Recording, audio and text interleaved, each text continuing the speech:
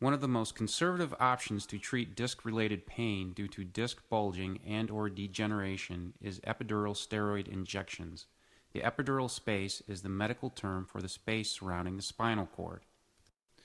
Placing anti-inflammatory steroids into the epidural space helps reduce inflammation and reduces the size of a bulging disc. This in turn reduces pressure on the nerve root, which reduces the pain, weakness, and numbness often associated with disc-related problems.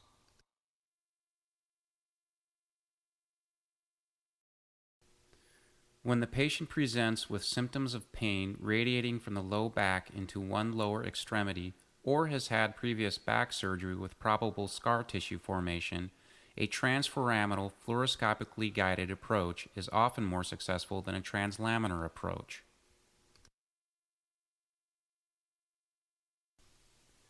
The transforaminal approach requires fluoroscopic guidance to assist in the precise placement of the steroid solution onto the affected nerve roots.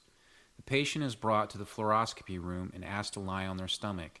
After identification of the effective nerve root level, these areas are marked and then cleaned. After identification of the appropriate area, Novocaine is used to numb the skin and deeper tissue in preparation for epidural needle placement. The Novocaine typically causes a burning discomfort similar to that experienced during dental procedures.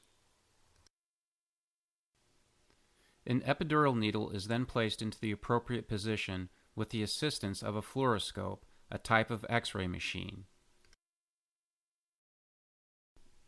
The fluoroscope assists the physician to precisely place the epidural needle on the affected nerve root.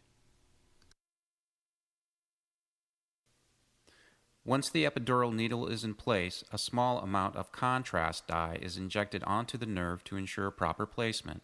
The contrast dye helps the doctor see the nerve root in the fluoroscope. A steroid solution is then injected and the needle removed from the patient's back. The steroid solution soothes the affected root and helps reduce inflammation and swelling in the disc bulge.